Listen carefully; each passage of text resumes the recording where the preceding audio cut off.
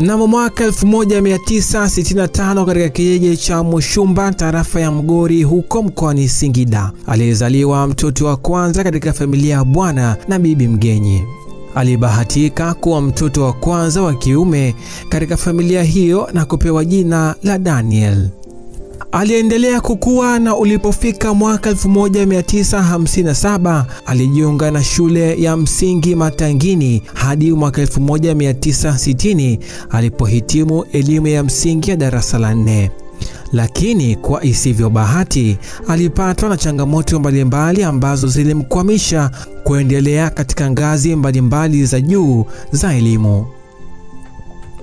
Ili kuendelea kujikimu kimaisha, mchungaji Daniel alilazimika kutafuta shughuli mbalimbali za kufanya, na hali hii ilimfanya kuhamia sehemu mbalimbali kwa ajili ya kutafuta kipato.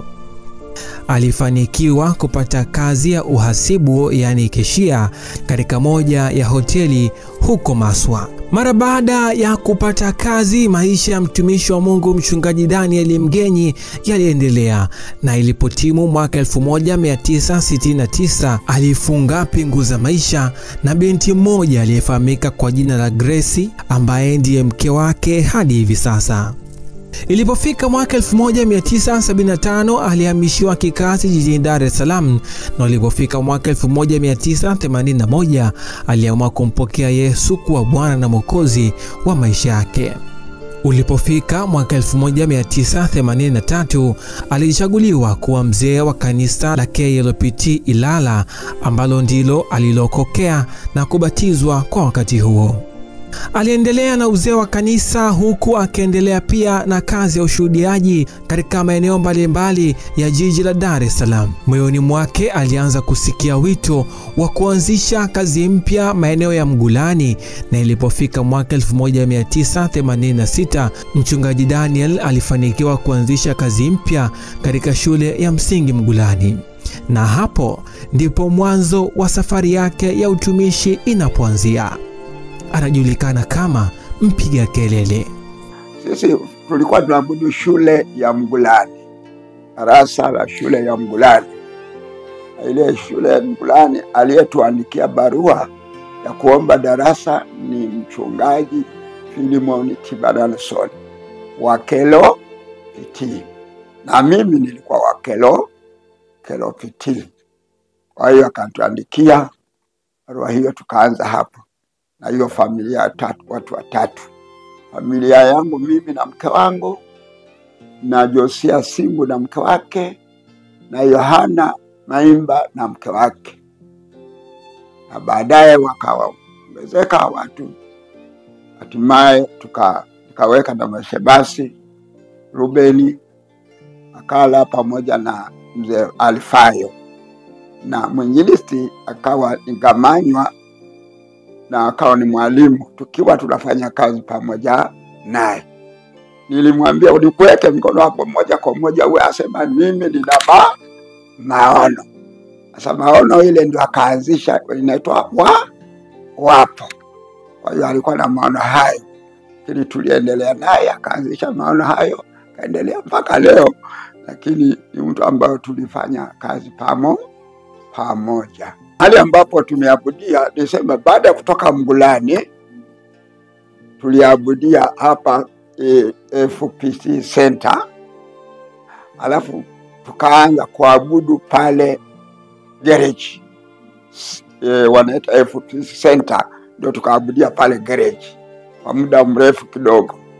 Hatimaye tuliondoka pale ndio tukaenda kwa abudia kule kanisani. Kutokana na hali ya kukosa eneo la kuabudia, ikamlazimu mchungaji Daniel kutafuta kiwanja kwa ajili ya kujengea kanisa, mchakato ambao haukuwa rahisi hata kidogo, hali iliyomlazimu hadi kufika katika ofisi aliyekuwa rais wa awamu ya pili hayati Ali Hassan Mwinyi. Pale mimi nilikwenda kutafuta uwanja, maana tulikuwa hatuna uwanja. Nikaenda kuomba uwanja. Bahati nzuri nilikwenda kwa rais awamu ya pili, mzee Mwinyi. Nilipofika kwenye ofisi yake, waliniuliza, je, una barua? Nikamwambia barua sina. Kasema naenda kaandike barua. Nikaja nikaandika barua. Wakanipa uwanja namba pale Chang'ombe. Uwanja ule wa Chang'ombe. Tuliendeleza pale, lakini watu wa City Council wakaja wakasema hapa ni mahali pa makutano ya barabara.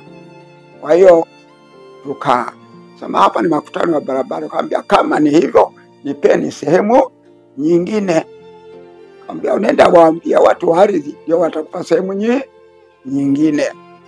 Basi nikaenda kwa watu wa ardhi. Kaambia jamani, hapo nimeambiwa kwamba ni makutano ya barabara, sasa nipeni sehemu nyingine. Niambia tunakupa kule Kijiji. Nikamwambia Kijiji siendi. Wakasema tunakupa Buza nikakataa. Sasa wakaniambia basi kama ni hivyo tafuta mahali popote. Kama ni makazi sisi tutabadilisha, itakuwa ni mambo ya Republic. Ndipo katafuta uwanja tukapata hapo tulipo pale, ilikuwa ni eneo la Muhindi. Yule Muhindi akasema basi mimi hapa mnipe kama milioni 13 kama sijasahau. Sasa tukabidi sasa tutafute milioni 13. Tulikuwa na mzee mmoja anaitwa mzee Fred Nimani, na kashirikiana nao akina Kaluzi, Shija, Sunu, tukafanya utaratibu. Mzee yule alipoa shauri mzuri, asema andikeni barua ya kuomba fedha kule. Tukaandika barua, tukapeleka kwa marafiki, kwa majamaa, ndio tukapata hizo shilingi milioni 13 kama sijasahau. Tukanunua ule uwanja.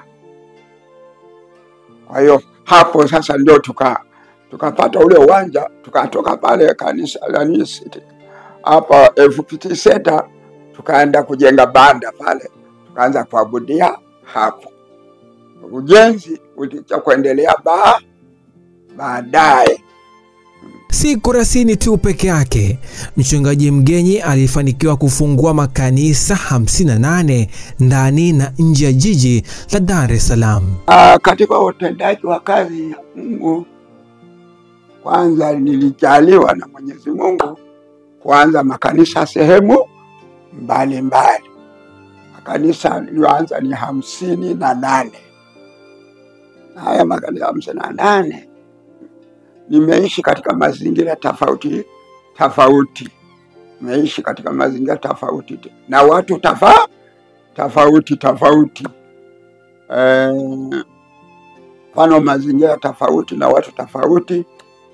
Nimekaa kule Msanga kwa Wazaramo, nimekaa Chalinze kwa Masai, wale watu wa Masai. Nimekaa huku Tunduru kwa Wayao. Nimekuwa pia huku Nadanya, pia ni jamii ya wafugaji Masai na maeneo mbalimbali. Safari ya utumishi kwa Mchungaji Daniel Mgenyi haikuwa nyepesi hata kidogo, kwani alikutana na changamoto nyingi, lakini bado alijipa moyo na kukubali kubeba kusudi la Mungu aliloweka ndani yake. Moja, katika utendaji wa kazi ya Mungu nimekutana na mambo mbalimbali. Mfano kule Tanga kuna majambazi taka kunipiga kwa bunduki, kwa sababu walisema huyu mtu kwa mambo haya kwamba yeye ana dawa ya kumpa mtu wake. Maana kulikuwa na mtumishi Mungu anaitwa Elibariki. Sasa anafikiri mimi nampa huyo Elibariki dawa za kuendeleza hiyo biashara yake. Sasa wakasema kwa tukitafuta kwa mambo ya uganga na uchawi hatumwezi. Basi wakaamua basi labda waje wanipige hiyo, watamfuta majambazi waje wanipige. Lakini kwa bahati mbaya niseme pia wakampiga mwenzangu. Wakampiga ule akafa. Alafu mazingira mengine nilipata ajali nikiwa naenda Zanzibar kwenye huduma. Gari linipiga kaniangusha kule. Basi polisi wakaja wakamwambia, bwana umepata ajali. Kaniambia tukupeleke hospitali. Nikamwambia hospitali siendi, ninaenda Zanzibar. Pale akasema sasa sisi umeumia. Niambia mimi naenda Zanzibar. Akamwambia yule dereva nipeleke mpaka bandarini. Apelekwa mpaka bandarini. Labda wakamwambia yule umlipe huyu hela basi kwa sababu anasafiri. Nikamwambia mwacheni. Lakini nilipotoka pale mpaka Zanzibar, kafika hospitali. Kaanza kupata tiba pale wakati niko huko Zanzibar. Na nyingine pia nilipata ajali, lakini ile nilikuwa naenda kazini. Kazini pale nikapata ajali ya gari. Nilianguka mpaka sehemu hii katika na waliponipeleka hospitali mara ya kwanza wakaniandikia kukaa pale miezi 9 hospitali Muhimbili. Lakini Mwenyezi Mungu alinijalia sikukaa miezi 9. Nilikaa kama mwezi mmoja. Nikaenda nikawaambia, bwana daktari, mimi hapa sikai hospitali. Nikaandika barua, nikamwambia mzee mmoja anaitwa Mzee Mpikwa niandike barua. Akaandika barua kwa Kiingereza. Nami nikachukua ile akaisoma. Yule daktari akasema, sasa wewe utakuwa nakujaje hapa? Anamwambia nitakuja, naletwa na gari. Nakaa mbali, anambia nakaa karibu. Basi nikawa tu nakaa nyumbani naenda kufanya mazoezi. Yapo mambo mengi yanayoendelea hivi sasa kwa watumishi wa Mungu, na hii inamfanya mchungaji Daniel Mgeni kuwasisitiza watumishi wa Mungu wa hivi leo kuwa na uelewa na akili pamoja na maarifa ili kujiepusha kutoangamia katika utumishi wao. Ninapenda kutia moyo hasa kwa watumishi wa Mungu na wale wanaoingia kwenye utumishi wa Mungu. Kuna mambo ambayo wanatakiwa wawe nayo, wayakamate. Moja, ufahamu. Biblia inasema hivi,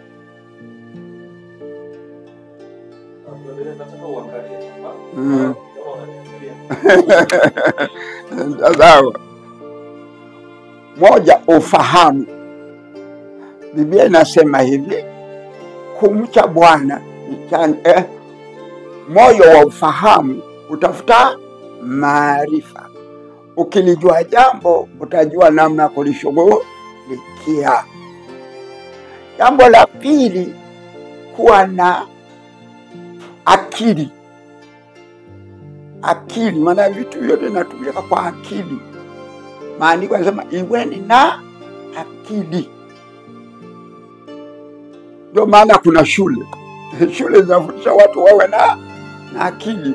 Soma sana mambo hayo yanaeleza habari ya akili.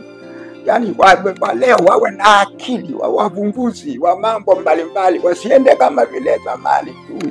Lazima wavumbue vitu kama hivi sasa. Halafu hatu lingine, maarifa. Biblia inasema watu wangu huangamia kwa kukosa maarifa. Wawe na maarifa.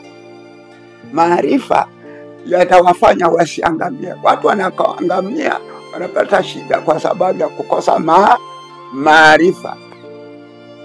La lingine ni hekima. Hekima ni kuwa na uamuzi sahihi. Ukiamua jambo unaamua. Yaani unaamua kwamba nimeamua kufanya jambo hili. Tumeamua kulima, tumeamua kufanya hivi, ni uamuzi. Hiyo kuna mifano mingi. Na huduma moja ambayo napenda watumishi wa Mungu waikamate na waifanye pamoja na mimi hapa ni kuwakumbuka wenye haki. wenye haki ni watu gani? Andiko imeandikwa hivi katika Methali 10:7, kuwakumbuka wenye haki huleta baraka, bali jina la mtu mwovu litaoza. Ni jina gani? Yule mtu asiyewakumbuka wenye haki. Ni wenye haki ni watu gani? Wajane, yatima na watu wasiojiweza. Na hiyo huduma ndio naifanya watumishi wa Mungu. Hiyo ndio naifanya mpaka leo, ndio naifanya, na kwenda mikoani na kwenda vijijini, na gawa na wapa, naangalia hawa wana shida gani na wapa, naangalia wana shida gani wapa. Hata kama mimi sina kitu, namwambia Bwana ananiteremshia neema na wagawea. Na hiyo wenye haki ni watu gani? Nimesema wajane, yatima na watu wasiojiweza. Na Yesu alisema hivi, nalikuwa na njaa, nalikuwa na kiu, nilikuwa uchi, nilikuwa mgonjwa, nilikuwa mfungoni. Asema nilikuja mkanifanyia hayo. Sasa wanauliza, ni nini Bwana mliyefanya haya? Tulifanya haya. Asema kama mliwafanyia mmoja wapo wa ndugu zangu, mmenifanyia mimi. Kwa hiyo hilo ni huduma. Kwa ushauri wangu na kwa kuachia neno ni kwamba wakumbuke wenye haki. Tarehe 22 mwezi wa 3 mwaka 2025 ni siku isiyosahaulika katika historia ya maisha ya mchungaji Daniel Mgenyi. Hii ni kutokana na kufanyika kwa ibada maalum ya shukurani ya miaka 40 ya utumishi wake, ibada ambayo ilifanyika katika kanisa la FPCT Kurasini, moja kati ya kanisa kubwa ambalo yeye alilianzisha. Ibada hiyo ilikwenda sambamba na uzinduzi wa kitabu maalum kinachoelezea historia ya maisha yote ya miaka 40 ya utumishi wake. Lakini pia siku hiyo ilikuwa ni siku maalum ambayo mchungaji Mgenyi alikuwa akitimiza miaka 80 toka alipozaliwa. Ibada hiyo ilihudhuriwa na watu kutoka sehemu mbalimbali, baadhi ya watumishi wa Mungu ambao kwa wakati huo walikuwa washirika wa mchungaji Mgenyi, akiwemo askofu mkuu wa BCIC Profesa Sylvester Gamanywa, makatibu wakuu wa staafu mchungaji Elias Shija pamoja na mchungaji Kaluzi. Wanaeleza namna mchungaji Mgenyi alivyoacha alama katika maisha yao. Kwa hiyo kwanza, mimi ni shahidi wa utumishi wake. Zaidi ya miaka 40 nimemfahamu, na kwenye utumishi wake mimi ni shahidi wa utumishi wake. Lakini yeye ni historia katika utumishi wangu. Na hiyo ndiyo sehemu kubwa zaidi, kwa sababu wakati akiwa pale anafanya kazi tekini pale railway pale, mimi natoka kuhubiri wafanyakazi lunch time, mimi nilikuwa sikusanyi sadaka. Nilikataa kukusanya sadaka. Lakini nikitoka huko na njaa. Kwa nikipita pale Stake Inn, nikiingia ndani, mzee ananipa chai na chapati. Kwa hiyo ile njia ile ilikuwa siwezi kuikwepa. Utumishi wake una sehemu kubwa katika maisha yangu ya huduma. Na ndio maana aliponishirikisha swala la tukio hili, nilisema huhitaji kusema mara mbili. Mimi ninakuja kwa sababu ninakuja nyumbani. Na ningependa nitangaze tu kwamba jamani, katika waasisi wa kwanza wa washirika wa kanisa la Mgulani, mimi ni muasisi. Huyu mzee nikikumbuka maisha yake ni kwamba hakupenda maisha yake. Yaani angependa maisha yake angekuwa mtu mkubwa sana na magari ya kifahari, lakini hakupenda maisha yake.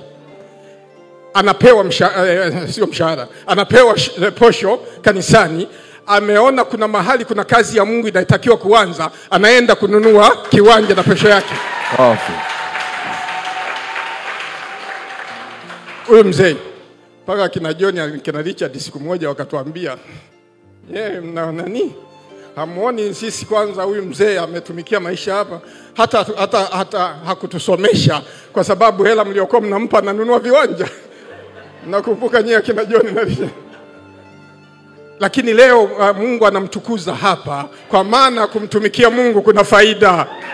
Kitu kimoja, tukiwa tunakaa na mzee Mgenyi nyumbani pale, tulikuwa tunasali pale Mugulani, lakini watu wa Mugulani sijui ni watu gani hawakupenda kanisa liendelee pale, na walikuwa wanafanya mambo machafu mule, wanachafua madeski manini. Lakini mzee alfajiri saa 11 anatoka anaenda kule, na sisi tukienda tunakuta madeski mazuri na nini. Lakini siku moja mimi kafuatilia, mzee anatoka asubuhi hivi anaenda wapi? Kweli nilienda, ananunua sabuni tujui na nini, ana deki pale. Nikikwambia mambo machafu sijui unanielewa bila shaka. Na kuna nuka pale, kuna nuka, lakini anasafisha, anafanya nini, alafu anaenda kubadilisha nguo, anaenda kukaa pale, anasubiri washirika. Na sisi tunaenda wakati mambo yote yamefanywa. Hili niliona ni jambo la uvumilivu kabisa, ambao hakuna mtu anaweza kuvumilia. Geze na mimi kanisa la Kurasini kwa kumjali, kumtunza mzee wetu. Mzee Mgenyi, hakuna kanisa jingine la kumlea mpaka uzee wake huu na kuendelea. Ni kanisa la Kurasini, ni la kwake. Sisi ni mashahidi. Hakika safari ya miaka 40 ya utumishi si nyepesi hata kidogo. Yapo mengi ya kujifunza kutoka katika safari ya mtumishi wa Mungu Mchungaji Daniel Mgenyi, ambayo yatatusaidia katika safari yetu ya utumishi ili tuweze kufikia kusudi la Mungu aliloweka katika maisha yetu. Mwisho wa makala hii iliyoangazia kwa uchache maisha ya miaka 40 ya mtumishi wa Mungu Mchungaji Daniel Mgenyi. Mimi ni Ayubu Shimba.